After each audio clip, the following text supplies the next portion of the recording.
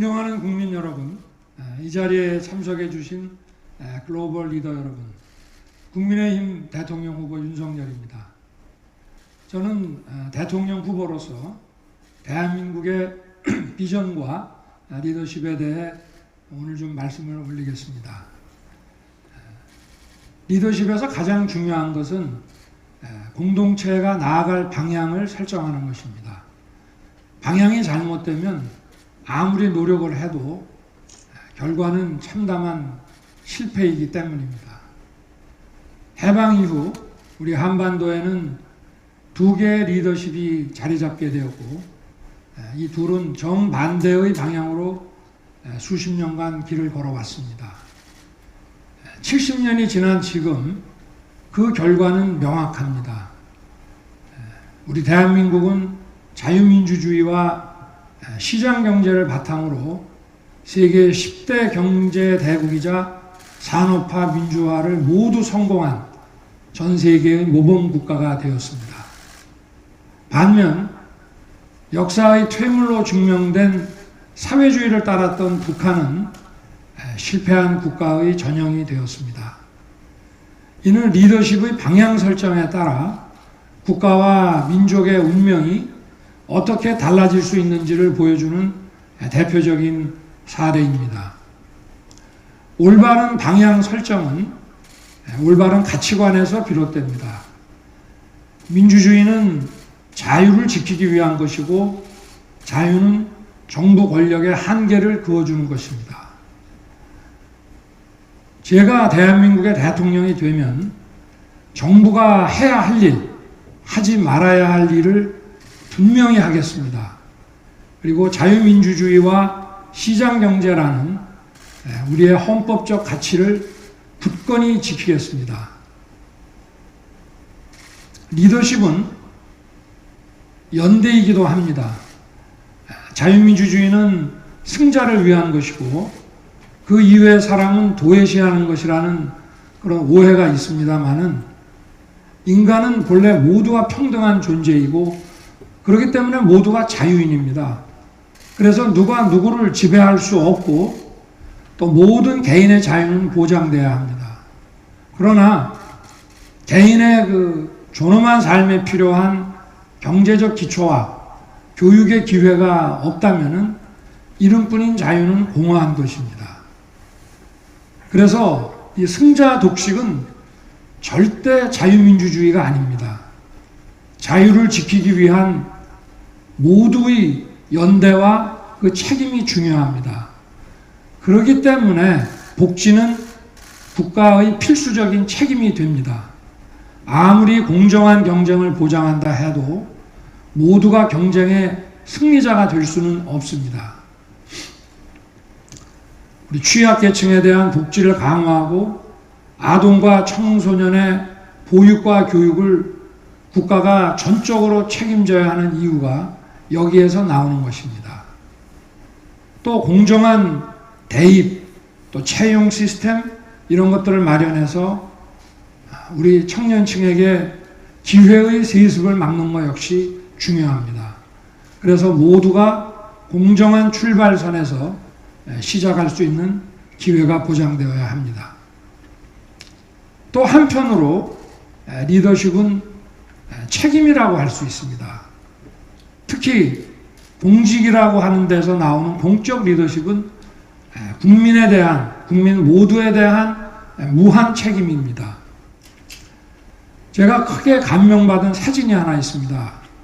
과거 테러와의 전쟁 당시 오바마 대통령이 파키스탄에서 특수작전을 지휘하는 그 사령관 뒤에서 그 사령관이 현장과 연결된 영상을 통해서 작전 지휘하는 것을 뒷자리에서 물끄러미 바라보는 바로 그 사진이었습니다.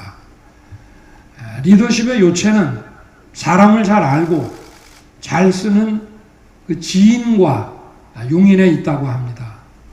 제가 대통령이 되면 최고의 인재, 최고의 전문가들에게 권한을 주고 그들을 믿고 일을 맡기는 그런 시스템으로 국정을 운영하겠습니다.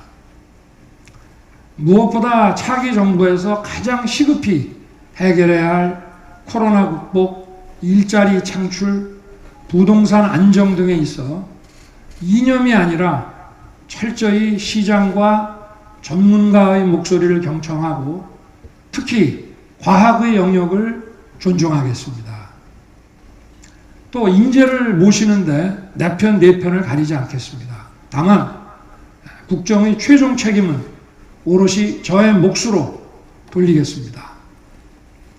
제가 지금껏 살아온 것처럼 사람에게 충성하지 않고 국민에게 충성한다는 그 신념은 국민에 대한 무한 책임을 지겠다는 말씀입니다. 또 한편 리더십은 통합이라고 할 수 있습니다. 독일의 메르켈 총리의 리더십을 많은 분들이 엄마 리더십이라고 부릅니다. 번번이 자기 주장을 굽히고 양보하더라도 결국 나라를 이끌어가는 통합의 리더십을 발휘했습니다. 메르켈의 리더십이 칭송받는 것은 국민 편에서 판단하는 원칙, 이것을 언제나 지키고 국민의 목소리를 듣는 이 포용의 정신을 항상 잃지 않았기 때문입니다. 제가 대통령이 된다면 국민을 포용하고 국민을 섬기는 리더십으로 국정을 운영하겠습니다. 또 중대한 사안에 관해서 뒤에 숨지 않고 반드시 국민 앞에 나와 설명하고 소통하겠습니다. 또 글로벌 리더십에서 가장 중요한 것은 국제사회와의 협력입니다.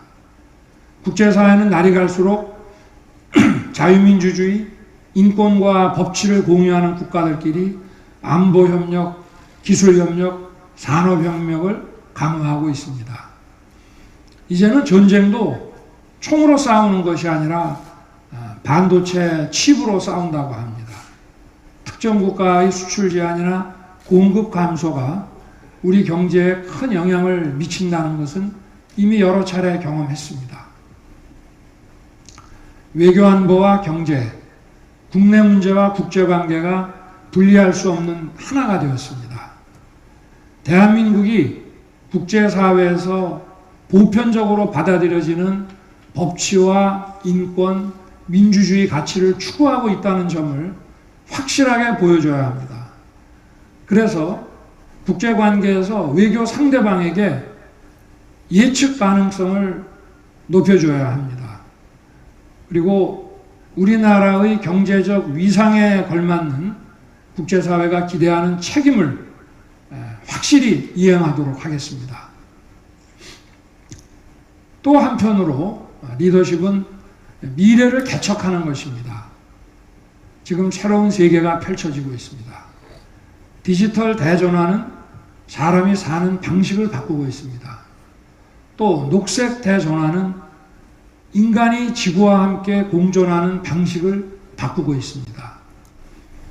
기술 변화뿐 아니라 체제도 변화하고 있습니다. 신전체주의와 국가주의가 자유민주주의를 위협하고 있기도 합니다. 사회와 경제의 양극화는 시장경제체제의 지속가능성에 또 위협을 가하고 있습니다. 글로벌주의의 퇴보는 자국이기주의와 글로벌 협력체제의 와해를 불러오기도 합니다. 우리도 예외는 아닙니다. 기술적 대전환을 성공적으로 이루어야 하는 것은 중요한 당면 과제이지만 우리나라는 극단적인 사회 분열과 또 급속한 성장 잠재력의 하락으로 미래의 희망이 점차 사라지고 있습니다.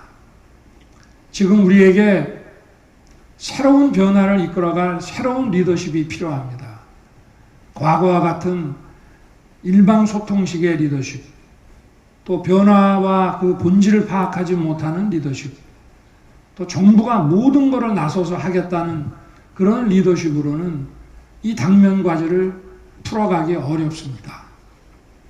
새로운 도전에 새로운 응전이 필요합니다. 대한민국은 한강의 기적을 만들며 세계의 경제 대국으로 우뚝 섰습니다. 우리 국민은 세계사에서 유례없는 급속한 산업화와 민주화를 일궈낸 주인공입니다. 이제부터 우리 앞에 직면한 도전을 슬기롭게 헤쳐가기 위해서는 방향 설정의 리더십, 또 연대의 리더십, 책임의 리더십, 통합의 리더십, 국제협력의 리더십을 발휘해야 합니다. 누구나 리더십을 말을 할 수는 있지만 아무나 실천할 수는 없습니다. 우리의 앞에 놓여진 문제를 정확하게 진단하고 해결 방향을 또 명확하게 설정해서 국민과 함께 미래를 개척해 나가겠습니다. 대한민국의 빛나는 역사와 전통을 이어가면서 세계의 일원으로서 대한민국의 위상을 굳건히 확립하는 그런 대통령이 되겠습니다. 여러분 모두 함께 가시죠. 감사드립니다.